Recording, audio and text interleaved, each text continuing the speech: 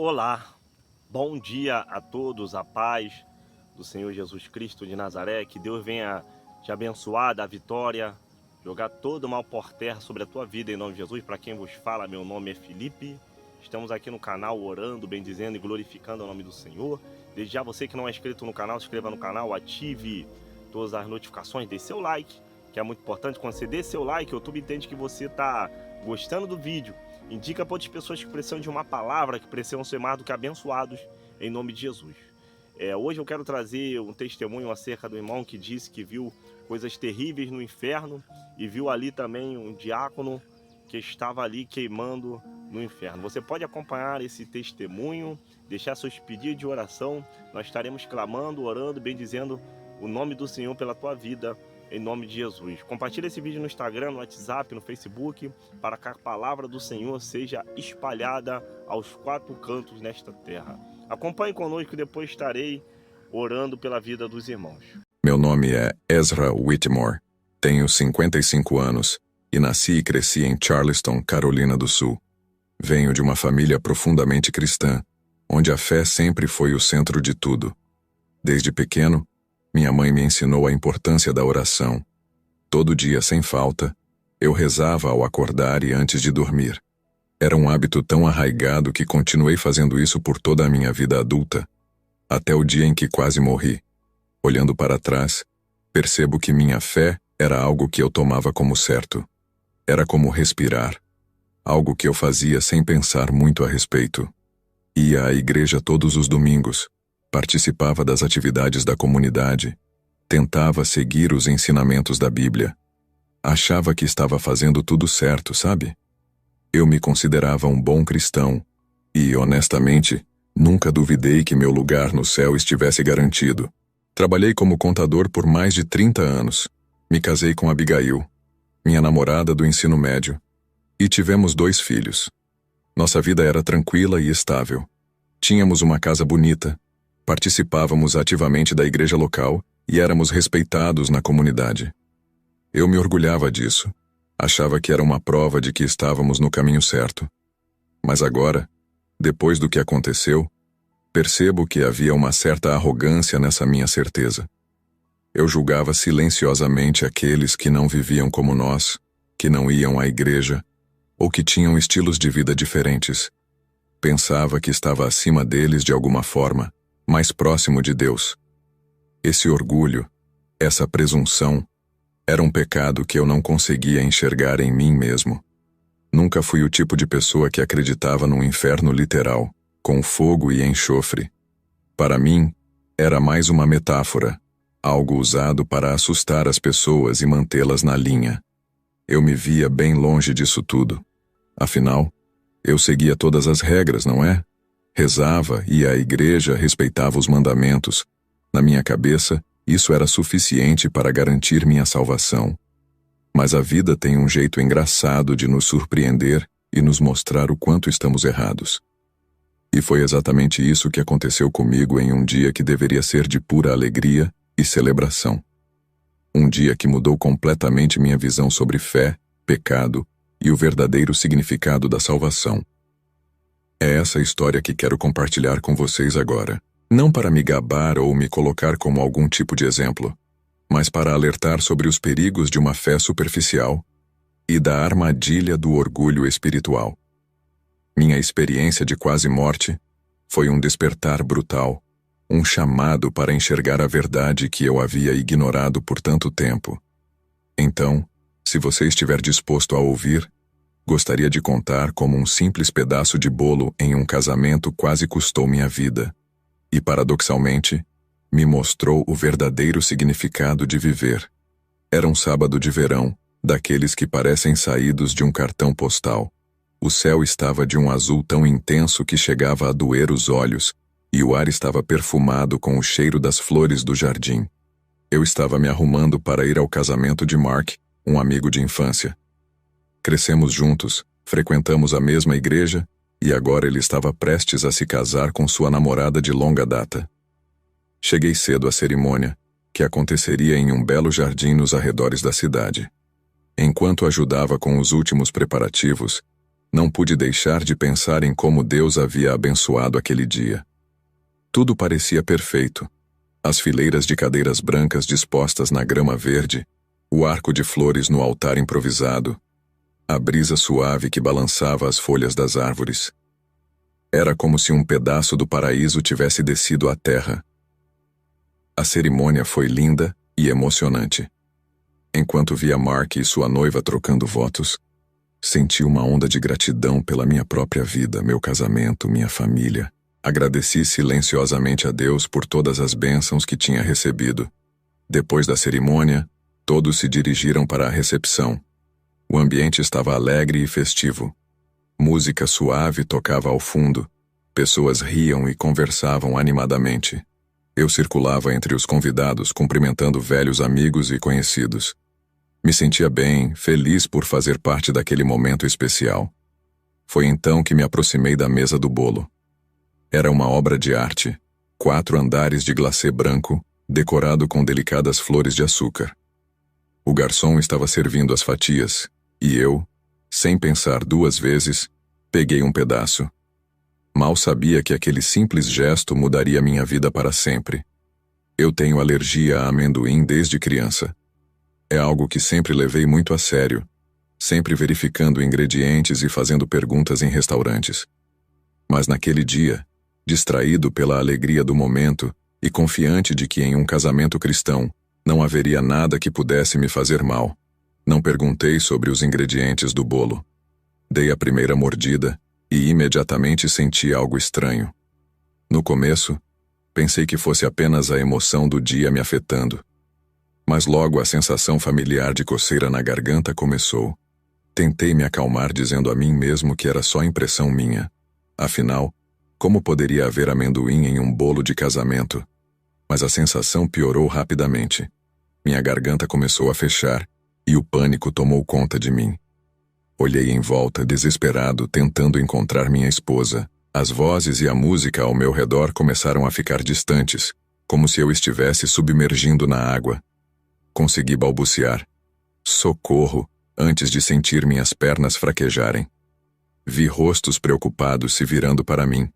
Ouvi gritos distantes pedindo uma ambulância.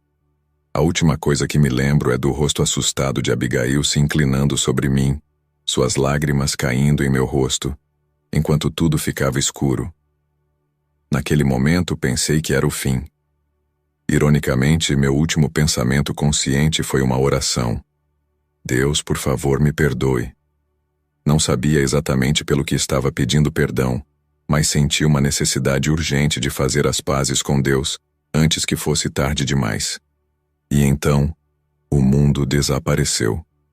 Quando abri os olhos, ou pelo menos achei que tinha aberto, estava cercado por uma escuridão absoluta. Não era como fechar os olhos à noite no quarto. Era um vazio completo, sem nenhum ponto de referência. Tentei me mover, mas não sentia meu corpo. Não havia sensação de peso, de calor ou frio. Era como se eu tivesse me tornado puro pensamento, flutuando em um mar de nada. No início, o pânico tomou conta de mim. Onde eu estava? O que tinha acontecido? Estava morto? Tentei gritar, mas não havia som. Tentei me beliscar, mas não tinha mãos para fazê-lo. Era uma sensação de impotência total, de estar completamente à mercê de forças que eu não compreendia. Não sei dizer quanto tempo fiquei assim. Poderia ter sido segundos, horas ou anos. Naquele vazio, o tempo parecia não existir. Aos poucos comecei a me acalmar. Ou talvez fosse impossível manter o pânico por tanto tempo.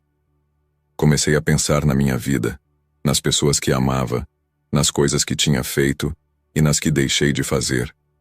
Era como se toda a minha existência estivesse passando diante de mim. Não em flashes rápidos como dizem que acontece antes da morte, mas em uma reflexão profunda e detalhada. Foi então que notei algo diferente. No meio daquela escuridão infinita, um ponto minúsculo de luz apareceu. Era tão pequeno que a princípio pensei ser minha imaginação, mas quanto mais eu me concentrava nele, mais ele parecia crescer. Ou talvez fosse eu que estivesse me movendo em sua direção, é difícil dizer. A luz foi ficando maior e mais brilhante. Não era ofuscante como o sol, mas tinha uma qualidade diferente de qualquer luz que já tinha visto. Era cálida e acolhedora, mas ao mesmo tempo imponente e majestosa. Senti uma atração irresistível por ela, como se fosse um ímã puxando minha alma. À medida que me aproximava, comecei a sentir uma presença. Não conseguia ver nada além da luz, mas sabia que não estava sozinho. Era uma sensação de estar diante de algo imenso, infinitamente maior do que eu. Pela primeira vez na minha vida, senti o que acredito ser a verdadeira presença de Deus. E então, ouvi uma voz. Não com meus ouvidos, porque eu não tinha mais um corpo físico, mas diretamente na minha consciência. Era uma voz que parecia vir de todos os lugares e de lugar nenhum ao mesmo tempo. Era gentil, mas com uma autoridade que fez todo o meu ser tremer. Ezra, disse a voz, é hora de ver o que você sempre negou. Naquele momento, senti um misto de medo e reverência. Parte de mim queria fugir, voltar para a escuridão que, por mais assustadora que fosse, era familiar. Mas outra parte, uma parte mais profunda, sabia que este era um momento crucial, que o que quer que estivesse prestes a ver mudaria tudo. A luz ao meu redor começou a se transformar. Formas e cores começaram a surgir, como se um mundo inteiro estivesse se materializando diante de mim. Eu não tinha mais controle sobre para onde estava indo ou o que estava acontecendo. Estava completamente entregue a essa força maior. E foi então que vi o inferno. Não como uma metáfora ou uma história para assustar crianças, mas como uma realidade aterradora e inegável. O choque foi tão grande que se eu tivesse um corpo teria desmaiado. Mas ali, naquela forma de pura consciência, fui forçado a encarar cada detalhe daquela visão horrível. O que vi naquele momento mudaria para sempre minha compreensão sobre fé, pecado e salvação. E o mais assustador de tudo, percebi que estava muito mais próximo daquele lugar terrível do que jamais imaginei. A visão que se desdobrou diante de mim era além de qualquer pesadelo que eu pudesse ter imaginado. O chão sob meus pés, ou o que quer que fosse minha consciência naquele momento, era rachado e queimado, emanando um calor insuportável. O ar era espesso, sufocante, carregado com o cheiro de enxofre e desespero. Ao meu redor, chamas se erguiam do solo, dançando de forma quase hipnótica. Mas não eram chamas normais. Elas pareciam ter vida própria, se contorcendo e se esticando como se quisessem alcançar algo, ou alguém. O céu, se é que se podia chamar assim, era de um negro profundo, ocasionalmente cortado por relâmpagos de um vermelho sangue. Mas o pior, o pior eram os gritos. Gritos de agonia, de arrependimento, de súplica. Vinham de todos os lados, um coro interminável de almas torturadas. Tentei cobrir meus ouvidos, mas não tinha ouvidos para cobrir. O som penetrava diretamente em minha consciência, impossível de escapar. Enquanto tentava processar o horror ao meu redor, notei algo que fez meu coração, se é que ainda tinha um, gelar. Entre as figuras atormentadas pelas chamas, reconheci rostos. Rostos de pessoas que eu conhecia. Pessoas com quem eu tinha convivido, rezado, compartilhado momentos de adoração. Vi o Sr. Thompson, o diácono da nossa igreja, um homem que eu sempre admirei por sua devoção. Ele estava ali, consumido pelas chamas, seus olhos cheios de uma dor indescritível. Ao seu lado, reconheci a Sra. Jenkins, a professora da escola dominical que sempre tinha uma passagem bíblica na ponta da língua. Seu rosto, antes sempre sorridente, estava contorcido em uma máscara de sofrimento eterno. Não podia acreditar no que estava vendo. Como era possível? Essas pessoas eram exemplos de fé cristã. Iam à igreja todos os domingos, participavam ativamente da comunidade, sempre falavam de Deus. Como poderiam estar no inferno? Foi então que a voz voltou, aquela mesma voz poderosa e gentil que tinha me guiado até ali.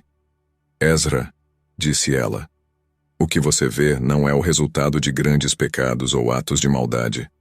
O que condena essas almas é algo mais sutil, Mais perigoso, o orgulho. Confuso, perguntei. Orgulho? Mas essas pessoas eram humildes servas de Deus. Como pode ser orgulho? A voz respondeu com uma tristeza palpável. O orgulho de acreditar que suas ações, suas orações, sua frequência à igreja eram suficientes para garantir a salvação. O orgulho de julgar os outros, de se considerar melhor, mais próximo de Deus. O orgulho de nunca verdadeiramente se arrepender, porque nunca realmente acreditaram que precisavam de arrependimento. Essas palavras me atingiram como um raio. De repente, vi-me refletido naquelas almas atormentadas. Quantas vezes eu não tinha feito exatamente a mesma coisa? Rezava todos os dias, ia à igreja, seguia os rituais. Mas será que alguma vez realmente me arrependi? Será que alguma vez realmente busquei uma transformação verdadeira? Ou apenas me contentei com a aparência de santidade? A voz continuou. Veja bem, Ezra. Veja o que o orgulho faz com a alma. Minha atenção foi atraída para um grupo particularmente atormentado. Eram figuras que eu reconhecia como líderes religiosos, pastores, pregadores, pessoas que eu sempre vi como exemplos de virtude. Eles estavam presos em um ciclo interminável de tormento, revivendo constantemente os momentos em que tiveram a chance de se arrepender verdadeiramente, mas escolheram a autocomplacência. Um deles, um pregador famoso que eu costumava admirar, gritava em agonia. Eu preguei sobre o inferno, mas nunca acreditei realmente nele. Pensei que minhas palavras bonitas e meus atos de caridade me salvariam.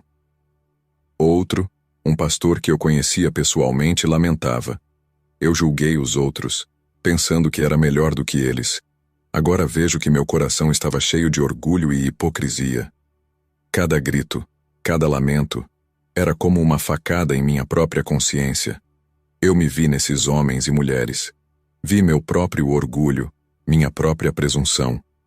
A certeza de que eu estava salvo simplesmente porque seguia as regras, porque era um bom cristão. A realização me atingiu com uma força avassaladora. Eu não era diferente deles. Minha fé, que eu sempre considerei forte e inabalável, era na verdade superficial e vazia, baseada mais em hábitos e aparências do que em uma verdadeira conexão com Deus. Por que estou vendo isso? Perguntei. Minha voz, ou o que quer que fosse naquele estado, tremendo de medo e culpa. A resposta veio, gentil mas firme. Para que você possa entender, para que possa mudar. Ezra, você está sendo dado uma segunda chance. Uma oportunidade de ver a verdade e escolher o caminho certo. Naquele momento, senti uma onda de gratidão e humildade me invadir. Percebi o quão perto eu estava de estar ali, entre aquelas almas atormentadas. Não por grandes pecados ou atos de maldade, mas pelo pecado silencioso e insidioso do orgulho espiritual. O que devo fazer? Perguntei, sentindo-me pela primeira vez verdadeiramente pequeno diante da grandeza de Deus. Volte, disse a voz. Volte e viva com verdadeira humildade. Busque o arrependimento genuíno, não apenas as palavras vazias. Ame sem julgar. Sirva sem esperar reconhecimento. E, acima de tudo, lembre-se sempre desta visão. Com essas palavras, senti-me sendo puxado de volta. A visão do inferno foi desaparecendo, mas o impacto do que vi ficou gravado em minha alma. Eu sabia que, se sobrevivesse, minha vida nunca mais seria a mesma. A primeira coisa que senti foi dor. Uma dor aguda na garganta, como se tivesse engolido cacos de vidro. Meus olhos se abriram lentamente, piscando contra a luz forte. Por um momento fiquei confuso. Onde estava o fogo? Onde estavam os gritos? Então, aos poucos, a realidade foi se formando ao meu redor. Estava em um quarto de hospital. O bip constante das máquinas ao meu lado era a única coisa que quebrava o silêncio. Tentei me mover, mas meu corpo parecia pesado demais. Foi então que notei uma pressão em minha mão. Virando a cabeça com esforço, vi Abigail sentada ao meu lado, segurando minha mão, com os olhos fechados em uma oração silenciosa. Abi. Tentei falar, mas minha voz saiu como um sussurro rouco. Seus olhos se abriram de repente, cheios de lágrimas. Ezra, ó, graças a Deus! Ela exclamou, levantando-se e se inclinando sobre mim. Nos minutos seguintes, foi uma confusão de médicos e enfermeiras entrando no quarto, checando meus sinais vitais, fazendo perguntas. Aparentemente, eu tinha sofrido uma reação alérgica severa. Meu coração havia parado por alguns minutos antes que conseguissem me reanimar. Tinha ficado em coma por 3 dias. Mas enquanto os médicos falavam sobre minha condição física, minha mente estava em outro lugar.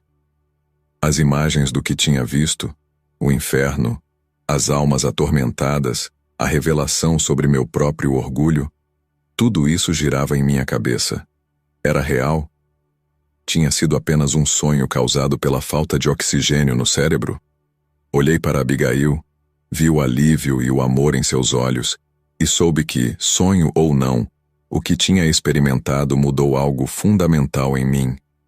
A sensação de ter estado tão perto da condenação eterna, de ter visto o abismo que se escondia sob minha fé superficial, era avassaladora. Ezra, você está bem? Abigail perguntou, notando meu olhar distante. Engoli em seco, sentindo as lágrimas se formarem em meus olhos. Abi, eu vi coisas. Preciso te contar. Ela apertou minha mão, seus olhos cheios de preocupação e amor. Está tudo bem, querido. Você está seguro agora. Mas eu sabia que não estava tudo bem. Nada mais seria como antes. As palavras que ouvi naquela experiência ecoavam em minha mente. Volte e viva com verdadeira humildade. Nos dias que se seguiram, enquanto me recuperava no hospital, passei muito tempo refletindo. Cada vez que fechava os olhos, via flashes daquela visão terrível. O calor das chamas, os gritos de agonia, os rostos contorcidos de pessoas que eu conhecia e respeitava.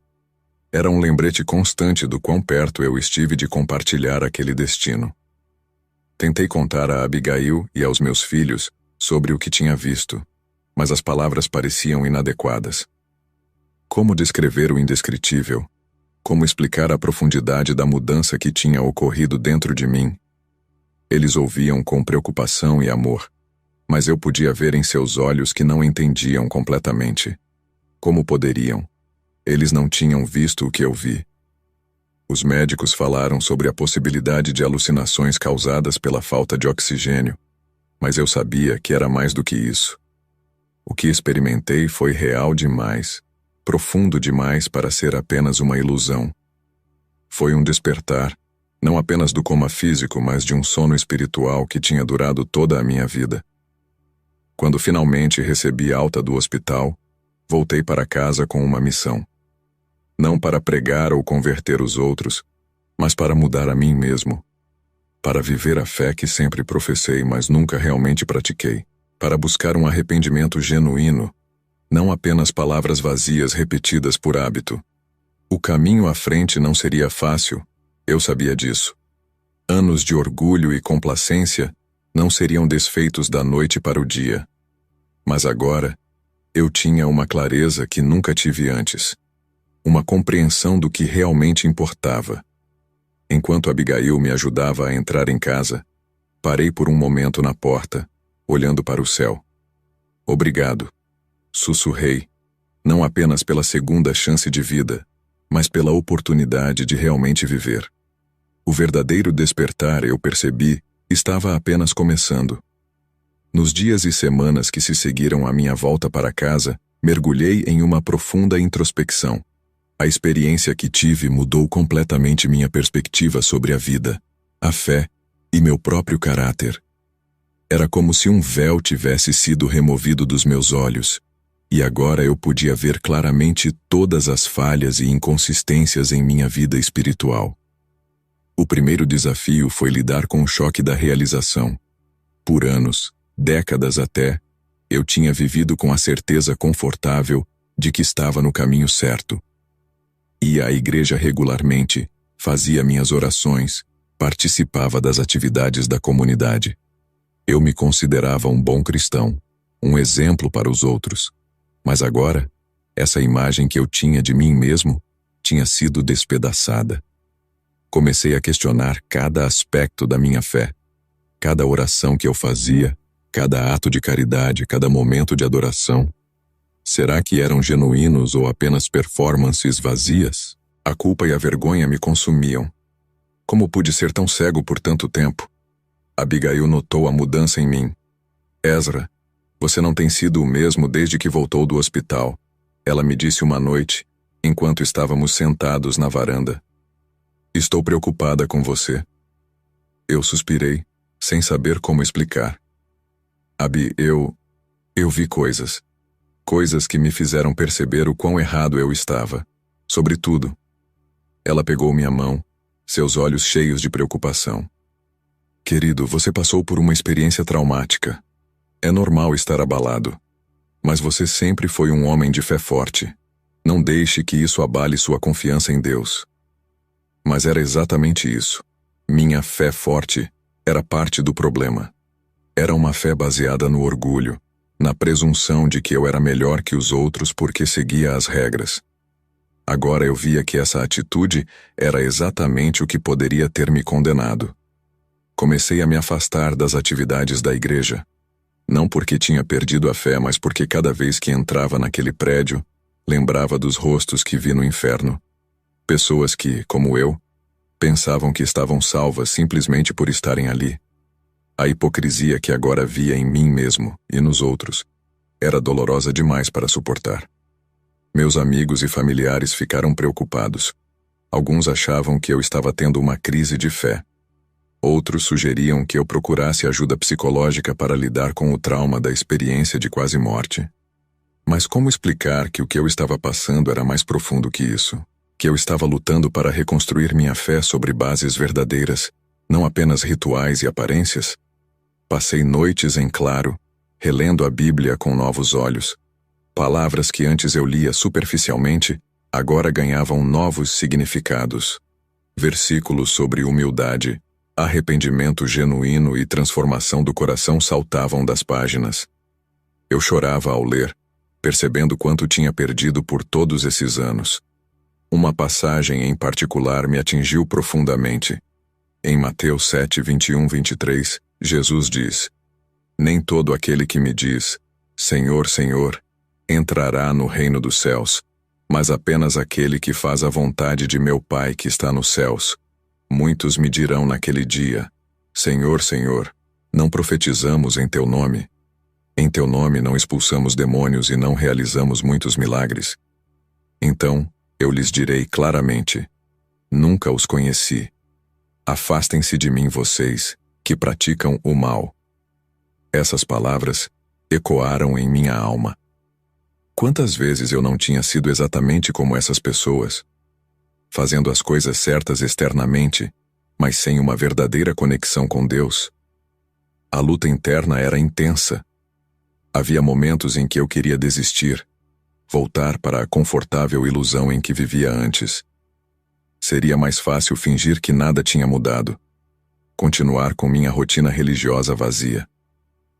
Mas então as imagens do inferno voltavam à minha mente, e eu sabia que não podia voltar atrás. Lentamente comecei a entender que essa luta, esse desconforto era necessário. Era o processo de quebrar meu orgulho, de realmente me render a Deus. Não era sobre ser perfeito ou fazer tudo certo. Era sobre reconhecer minha própria falibilidade, minha necessidade constante de graça e perdão. Uma noite, sozinho em meu escritório, caí de joelhos e chorei como nunca tinha chorado antes.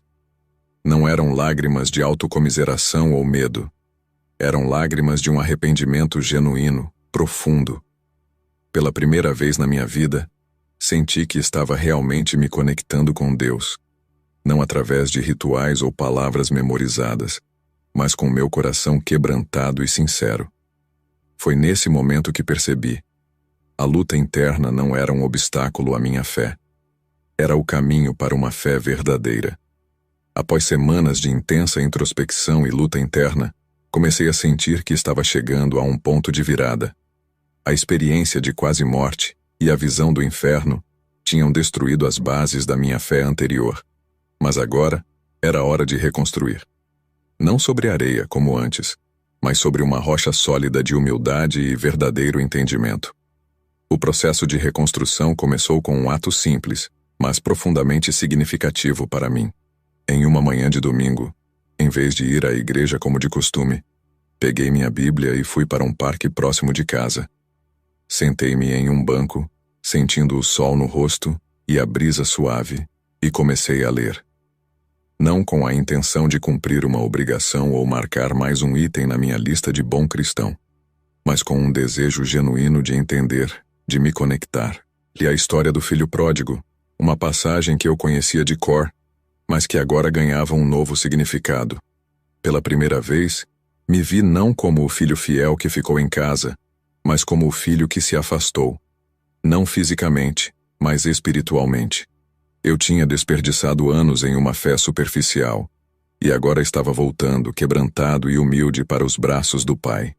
Lágrimas escorriam pelo meu rosto enquanto eu lia. Não eram lágrimas de tristeza ou medo como antes, mas de alívio e gratidão. Pela primeira vez, senti o amor incondicional de Deus de uma forma que nunca tinha experimentado antes. Esse momento no parque marcou o início de uma nova jornada na minha fé. Comecei a buscar Deus não nos rituais ou nas aparências, mas nos momentos quietos de reflexão, na natureza, nas pessoas ao meu redor. Passei a ver a Bíblia não como um conjunto de regras a serem seguidas cegamente, mas como um guia para um relacionamento profundo com Deus. Minha forma de orar também mudou drasticamente. Antes, minhas orações eram quase mecânicas, uma lista de pedidos e agradecimentos superficiais. Agora, passei a conversar com Deus como se estivesse falando com um amigo próximo. Compartilhava minhas dúvidas, meus medos, minha gratidão. E, mais importante, passei a ouvir, a ficar em silêncio e esperar pela orientação divina. A mudança em mim não passou despercebida pela minha família e amigos. Abigail foi a primeira a notar. Uma noite, enquanto estávamos sentados na varanda depois do jantar, ela pegou minha mão e disse: "Ezra, você está diferente. Não sei explicar, mas parece que há uma paz em você que nunca vi antes." Sorri, apertando sua mão. "Você tem razão, Abi. Eu estou diferente. Passei por um inferno literalmente para chegar aqui, mas agora sinto que finalmente entendo o que significa realmente ter fé." Expliquei a ela sobre minha nova forma de ver as coisas, sobre como estava reconstruindo minha relação com Deus. Abigail ouviu atentamente, seus olhos se enchendo de lágrimas. "Estou tão feliz por você, querido," ela disse. "E se essa é sua nova jornada, quero estar ao seu lado em cada passo." Sua compreensão e apoio foram fundamentais nesse processo de reconstrução. Juntos começamos a explorar novas formas de expressão da nossa fé. Em vez de apenas ir à igreja aos domingos, passamos a nos envolver mais ativamente em projetos comunitários. Começamos a oferecer refeições para moradores de rua uma vez por semana, não como uma obrigação religiosa, mas como uma expressão genuína de amor ao próximo. Minha relação com meus filhos também se aprofundou. Em vez de tentar impor minha fé a eles, comecei a compartilhar abertamente minhas dúvidas, lutas e descobertas. Fiquei surpreso ao ver como isso abriu espaço para conversas profundas e significativas sobre espiritualidade e o sentido da vida. No trabalho, as pessoas notaram uma mudança na minha atitude. Eu já não estava tão preocupado em parecer o cristão perfeito. Em vez disso, passei a tratar todos com mais compaixão e empatia, reconhecendo que cada pessoa está em sua própria jornada espiritual. Um dia, um colega de trabalho me procurou após uma reunião. "Ezra", ele disse, "não sei o que mudou em você, mas há algo diferente. Você parece mais autêntico." Sorri, agradecido pela observação. "Digamos que eu tive uma experiência que me fez ver as coisas de uma nova perspectiva", respondi. "Aprendi que a verdadeira fé não está em parecer perfeito, mas em reconhecer nossas imperfeições e, ainda assim, buscar ser melhor a cada dia." À medida que os meses passavam, senti minha fé se fortalecendo, mas de uma maneira completamente diferente do que antes. Não era uma fé baseada na certeza ou na superioridade moral, mas uma fé humilde, questionadora e sempre em crescimento. Voltei à igreja eventualmente, mas com uma nova atitude.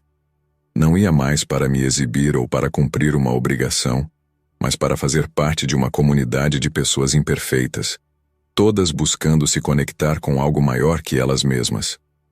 Um domingo após o culto, o pastor me chamou de lado. Ezra, ele disse, tenho notado uma mudança em você nos últimos meses. Há uma profundidade na sua fé que é inspiradora. Gostaria de compartilhar sua história com a congregação algum dia? Hesitei por um momento, lembrando da visão do inferno e dos rostos atormentados que vi lá.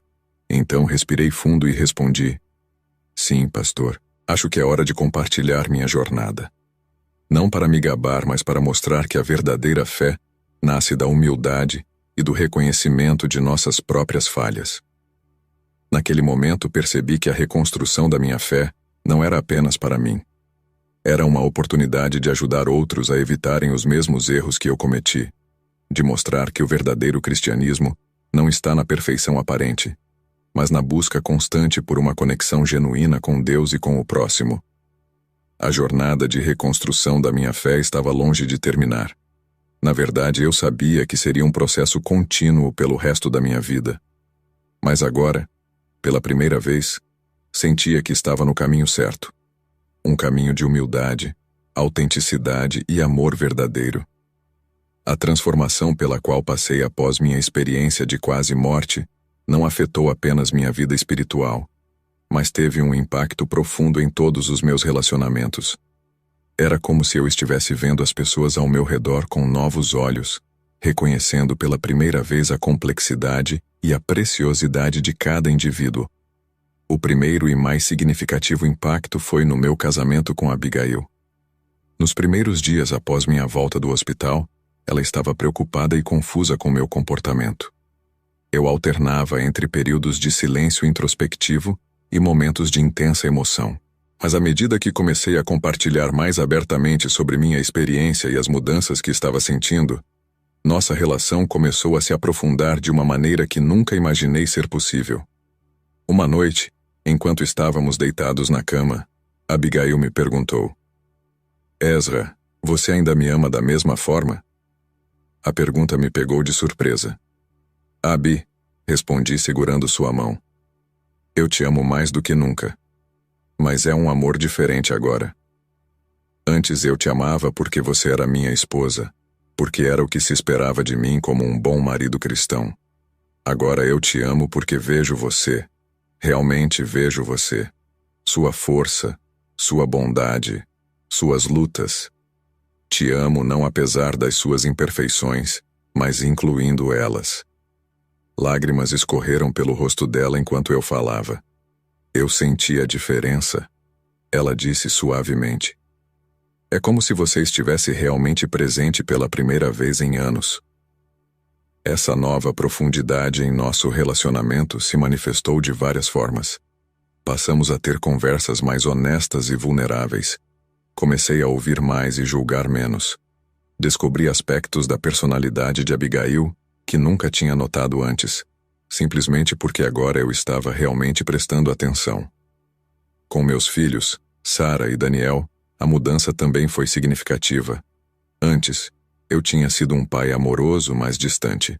Sempre ocupado com trabalho ou atividades da igreja, raramente tinha tempo para realmente me conectar com eles. Agora fiz um esforço consciente para estar presente, para ouvir suas preocupações e sonhos, sem tentar impor minhas próprias expectativas. Uma tarde, Daniel, meu filho de 17 anos, me procurou com uma expressão preocupada. Pai, ele disse hesitante, eu acho que não acredito em Deus. No passado, essa declaração teria me deixado horrorizado. Teria reagido com raiva ou medo, tentando forçá-lo a mudar de ideia. Mas agora respirei fundo e disse: obrigado por compartilhar isso comigo, filho. Pode me contar mais sobre como você chegou a essa conclusão? Passamos as próximas horas em uma conversa profunda e honesta. Daniel compartilhou suas dúvidas, seus questionamentos, suas frustrações com a religião organizada. Eu ouvi, fiz perguntas, compartilhei minha própria jornada de fé, incluindo minhas dúvidas e lutas. Ao final da conversa, Daniel me abraçou com lágrimas nos olhos. Obrigado, pai, ele disse. Eu estava com tanto medo de te decepcionar. Você nunca poderia me decepcionar por ser honesto, filho, respondi. Sua jornada espiritual é sua. Meu papel é te amar e apoiar, não julgar ou controlar.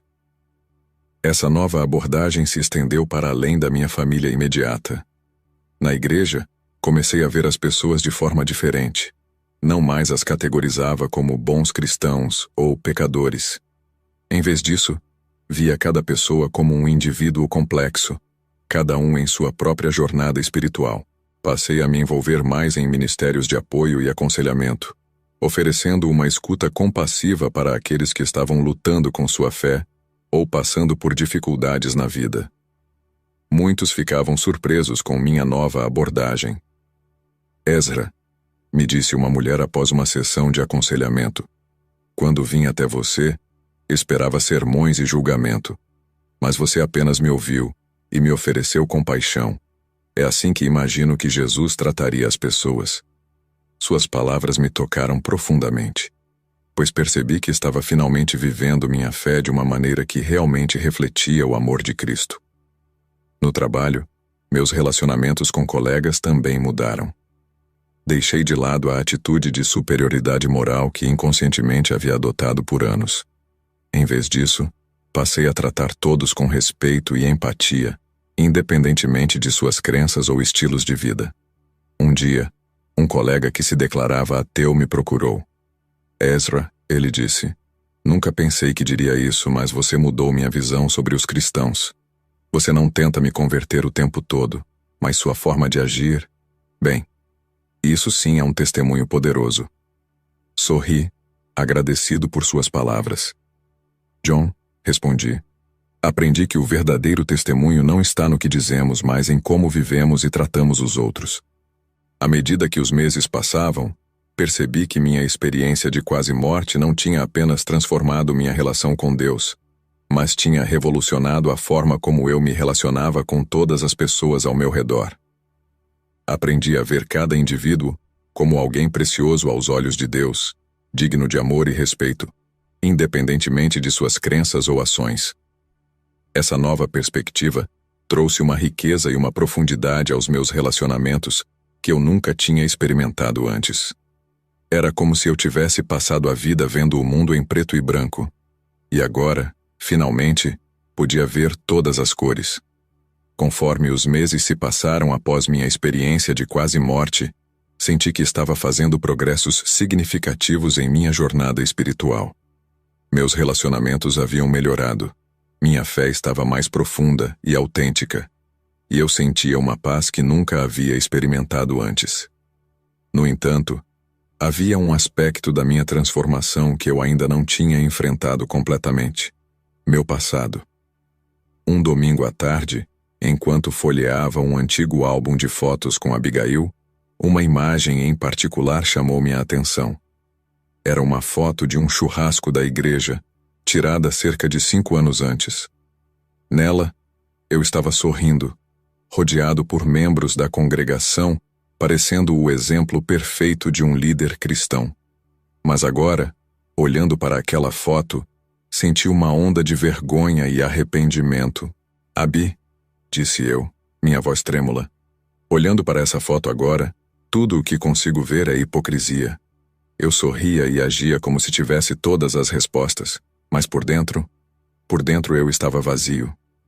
Abigail colocou a mão no meu ombro, seus olhos cheios de compreensão. Ezra, você não pode mudar o passado. O importante é que você reconhece isso agora e está se esforçando para ser melhor.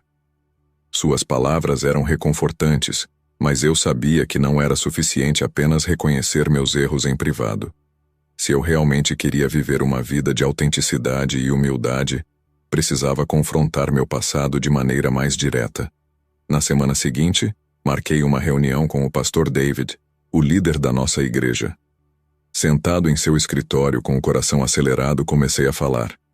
Pastor, comecei. Preciso confessar algo. Por anos, ocupei posições de liderança nesta igreja, dei conselhos, julguei os outros, mas agora percebo que estava vivendo uma mentira. Minha fé era superficial, baseada mais no orgulho do que no verdadeiro amor a Deus e ao próximo. O pastor David me ouviu em silêncio, seus olhos gentis e atentos. Quando terminei, ele se inclinou para a frente em sua cadeira. Ezra, ele disse, o que você está descrevendo é uma luta que muitos de nós enfrentamos, mesmo que nem todos tenham a coragem de admitir. Sua honestidade é admirável. Mas o que você acha que devemos fazer a respeito? Respirei fundo. Acho que preciso pedir perdão. Não apenas a Deus, mas à congregação. Quero compartilhar minha história. Não para me colocar como exemplo, mas para alertar outros sobre os perigos do orgulho espiritual. O pastor David assentiu lentamente. Isso requer muita coragem, Ezra. Tem certeza de que está pronto para isso? Honestamente, pastor, estou apavorado em admitir, mas sei que é o certo a fazer. Nas semanas que se seguiram, trabalhei com o pastor David para preparar meu testemunho.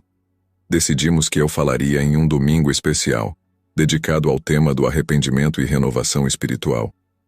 Quando o dia chegou, subi ao púlpito com as pernas tremendo. Olhei para a congregação, rostos familiares, pessoas que eu conhecia há anos, e senti o peso do que estava prestes a fazer. Irmãos e irmãs, comecei, minha voz inicialmente hesitante, mas ganhando força à medida que falava. Estou aqui hoje não para pregar, mas para confessar e pedir perdão. Respirei fundo e continuei. Por anos, muitos de vocês me viram como um exemplo de fé cristã. Eu ocupava posições de liderança, dava conselhos, julgava os outros. Mas hoje preciso admitir que tudo isso era baseado em uma mentira. Um murmúrio percorreu a congregação. Vi expressões de choque, confusão e preocupação nos rostos à minha frente. Mas eu sabia que precisava continuar. Há alguns meses, tive uma experiência de quase morte, expliquei. Nessa experiência, Deus me mostrou o quanto minha fé era superficial e vazia. Eu estava cheio de orgulho espiritual, acreditando que era melhor que os outros simplesmente porque seguia as regras e participava das atividades da igreja. Então, compartilhei com eles a visão do inferno que tive, as almas atormentadas que vi, incluindo aquelas que, como eu, pensavam estar salvas por sua religiosidade externa. Descrevi o horror de perceber o quão perto eu estava de compartilhar aquele destino. Estou aqui hoje, continuei, minha voz tremendo com emoção, para pedir perdão. Perdão a Deus por ter distorcido sua mensagem de amor em uma exibição de falsa piedade, e perdão a todos vocês por ter sido um exemplo de hipocrisia em vez de autêntica fé cristã. Olhei para os rostos na congregação. Alguns choravam, outros pareciam chocados, alguns assentiam em compreensão. Não estou aqui para me colocar como um novo exemplo a ser seguido, esclareci. Estou aqui como um aviso. Um aviso sobre os perigos do orgulho espiritual, da fé superficial, do julgamento dos outros. Estou aqui para dizer que o verdadeiro cristianismo não está em parecer perfeito, mas em reconhecer nossas imperfeições e buscar genuinamente a transformação através do amor de Deus. Quando terminei de falar, houve um momento de silêncio que pareceu durar uma eternidade. Então, lentamente, pessoas começaram a se levantar.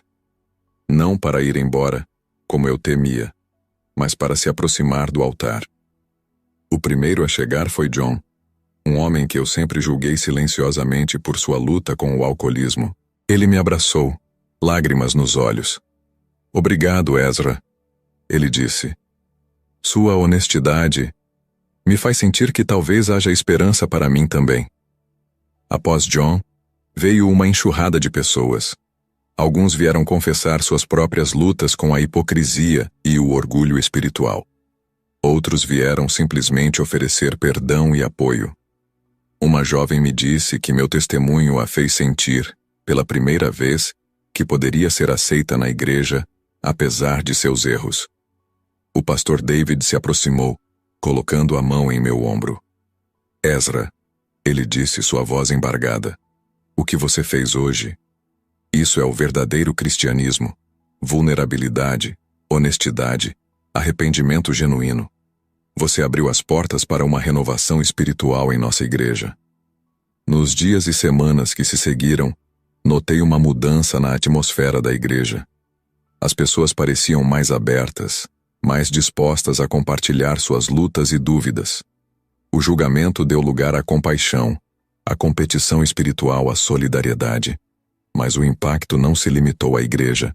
Em casa, minha honestidade inspirou conversas mais profundas com Abigail e nossos filhos. No trabalho, colegas que antes me viam como inacessível por causa da minha perfeição cristã, agora se sentiam à vontade para compartilhar seus próprios desafios e buscar conselhos.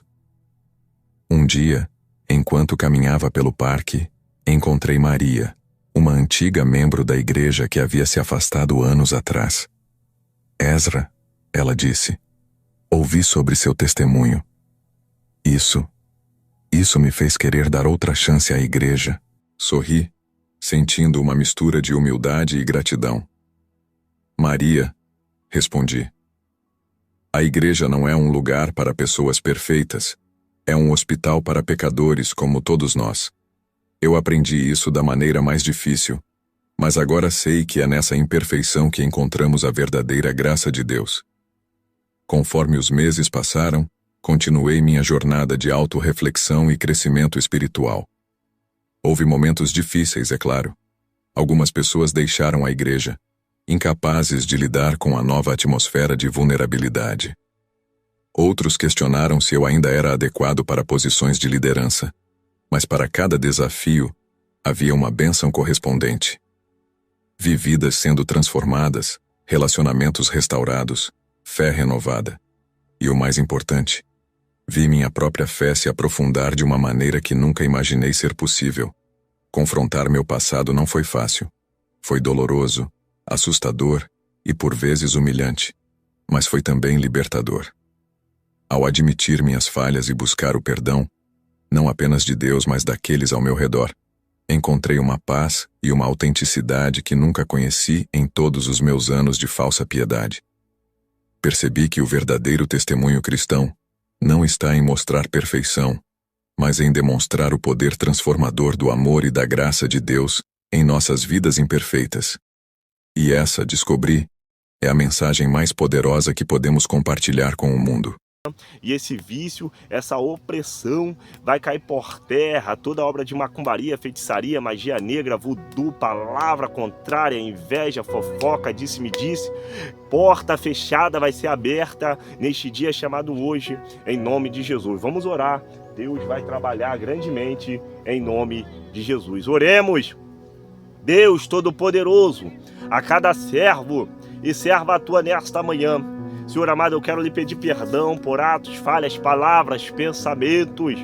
Senhor amado, te agradecendo, meu Pai, por mais um dia, mais uma oportunidade, a qual o Senhor nos concedeu de estar na tua presença, te adorando, glorificando e exaltando o teu santo nome. Deus Todo-Poderoso vai visitando a cada servo e serva tua. Derrama a tua glória, meu Pai, o teu poder. Vai fazendo conforme o teu querer, conforme a tua vontade.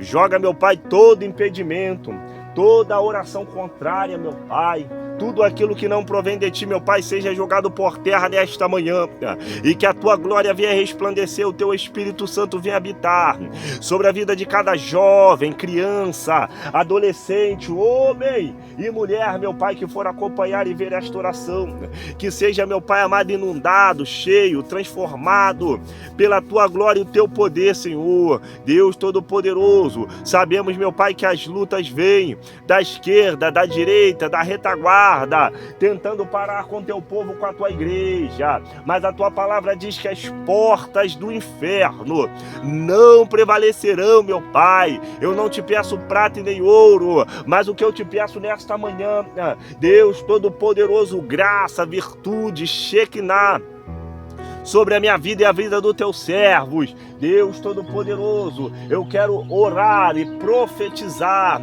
sobre a vida, meu Pai, de cada um do grupo, do WhatsApp, nossa irmã Igma. Toma a tua serva nas tuas mãos, visita a tua filha, vai dando vitória. Joga, meu Pai, todo o mal por terra, toda a opressão, tudo aquilo que se levanta, meu Pai, da esquerda, da direita, da retaguarda, tentando parar, tentando, meu Pai, maquinar na mente da tua filha, Senhor. Seja repreendido e jogado por terra. Deus Todo-Poderoso, quero lhe entregar, meu Pai, a vida do nosso irmão Pedro Silveira, meu Pai. Visita o teu filho, vai dando vitória. Joga, meu Pai, todo o mal por terra. Tudo aquilo que não provém de ti, que aonde o teu servo estiver, que ele seja amado, que abençoado, cheio, transformado pelo poder da tua palavra. Toma nossa irmã Agnes, nossa irmã Miriam, toma, Senhor amado, Deus Todo-Poderoso, a nossa irmã Jamaiane nas tuas mãos, Senhor, que estava relatando uma história ontem, Senhor, no WhatsApp. Espírito Santo, visita a tua serva, vai jogando todo o bloqueio mental, a sua filha também. Espírito Santo, toda a sua parentela, Deus Todo-Poderoso, tira todo trauma, todo bloqueio mental, tira todo bloqueio mental da vida da tua filha nesta manhã, e que a tua glória venha resplandecer, e o teu Espírito Santo venha habitar, meu Pai. O teu filho, irmão Sebastião, visita o teu filho, dá vitória ao teu servo, meu Pai. Espírito Santo, nosso irmão Micael, meu Pai, visita o teu filho, vai dando vitória. Joga, meu Pai, todo o mal por terra, tudo aquilo que não provém de ti. Visita, meu Pai amado, nesta manhã agora. Espírito Santo, aqueles que estão oprimidos, deitados numa cama, pensando, meu Pai, até em tirar sua vida, pensando, meu Pai amado, até em cometer uma loucura, que seja jogado por terra todo espírito de vício que leva, meu Pai, teus filhos para o buraco, que leva, meu Pai, teus filhos, meu Pai, para o abismo, que seja repreendido e jogado por terra. A poder no teu santo nome, levanta, capacita, ergue os teus filhos, meu Pai, neste dia chamado hoje, que a tua glória venha resplandecer e o teu Espírito Santo venha habitar, meu Pai. Deus Todo-Poderoso, Espírito Santo da verdade, o Senhor está conosco, meu Pai, para nos abençoar e para nos levantar e para nos capacitar e para nos erguer e para nos dar vitória, meu Pai. Deus Todo-Poderoso, eu te peço agora, vai tirando, meu Pai, todo o mal, toda a opressão, tudo aquilo, meu Pai amado, que tenta atrapalhar e tenta tirar, meu Pai, teus filhos da ligação. Vai tirando, meu Pai, de dentro para fora nesta hora. Não deixe os teus filhos se perder, não deixe os teus filhos, meu Pai, parar, não deixe os teus filhos, meu Pai, retroceder nesta hora, mas que nesta hora, em nome de Jesus Cristo de Nazaré, aonde a minha voz ecoar, a todo o povo de São Paulo, Minas Gerais, a todo o povo do Macapá, Amapá, Fortaleza, Maranhão, a todo o povo de Aracaju, meu Pai, do Centro-Oeste, Sudeste, a todo o povo, meu Pai, do Rio Grande do Sul, Santa Catarina, Paraná, meu Pai, a todo o povo do Espírito Santo que nos ouve, a todo o povo da Argentina, Moçambique, a todo o povo, meu Pai amado, Deus Todo-Poderoso da Europa, Estados Unidos, meu Pai, Deus Todo-Poderoso, a todo o povo, meu Pai amado, de todos os países que nos ouve, a toda a nação brasileira, a todo o povo de Israel, que também tem uma parte que nos ouve. Toma teu povo nas tuas mãos, visita os teus servos e servas tuas, corta todo o mal pela raiz. Deus Todo-Poderoso, nós te clamamos e exaltamos, porque sabemos que nesta manhã o Senhor tem trabalhado, tem feito, meu Pai, algo sobrenatural vai acontecer. Eu creio que depois desta oração, deste clamor, vício vai ser jogado por terra, depressão vai ser jogado por terra, e portas serão abertas, e as portas do inferno não prevalecerão contra a vida dos teus servos e servas tuas, meu Pai. Deus Todo-Poderoso, em nome de Jesus Cristo de Nazaré, fala conosco, meu Pai, através da tua palavra. Fala conosco, meu Pai, através da, Senhor amado, das revelações direto do céu. Deus Todo-Poderoso, porque nesses últimos dias o Senhor disse que levantaria os profetas, ou Espírito Santo, para profetizar, e sobre os jovens o Senhor dará visões, e sobre os velhos, meu Pai, Deus Todo-Poderoso, o Senhor daria sonhos reveladores. Deus Todo-Poderoso, em nome de Jesus Cristo de Nazaré, Nazaré, que nesta hora o Senhor venha nos envolver com o teu manto espiritual e venha tocar do alto da cabeça a planta dos pés. Tira tudo aquilo que não presta, tira tudo aquilo, meu Pai amado, que tenta nos afastar da tua presença, e coloca, meu Pai, o teu Espírito Santo dentro de nós. Coloca a tua graça, coloca, meu Pai, a tua virtude, que é aonde, meu Pai amado, Deus Todo-Poderoso, a minha voz ecoar, que portas serão abertas, pessoas serão abençoadas, e a tua glória vai resplandecer, e o teu Espírito Santo vai habitar dentro de nós. Deus Todo-Poderoso, em nome de Jesus Cristo de Nazaré, eu quero rogar a ti nesta manhã, pela minha vida e a vida da minha família, a minha casa, e a vida de cada família, Senhor, e a vida de cada lar do canal, a vida de cada lar, a cada pedido de oração, que o Senhor venha visitar, que o Senhor venha cortar, que o Senhor venha tirar, meu Pai, todo espírito de inveja, todo espírito, meu Pai amado, de briga, todo espírito de disse-me-disse, todo espírito de desavença, todo espírito de depressão, todo espírito que tenta entrar para tentar discernir e tirar a paz, Senhor. Mas o Senhor é o príncipe da paz, e aonde o Senhor chega, alguma coisa acontece, meu Pai. Vai operando nesta manhã, Deus Todo-Poderoso, vai fazendo conforme o teu querer, e eu decreto da autoridade do teu nome a vitória, a bênção, prosperidade sobre a vida do teu povo nesta manhã, Deus Todo-Poderoso, em nome de Jesus Cristo de Nazaré. Muito obrigado por mais uma semana, obrigado, meu Pai, por mais uma semana que inicia, meu Pai. Abençoa os teus filhos da vitória, em nome de Jesus Cristo de Nazaré.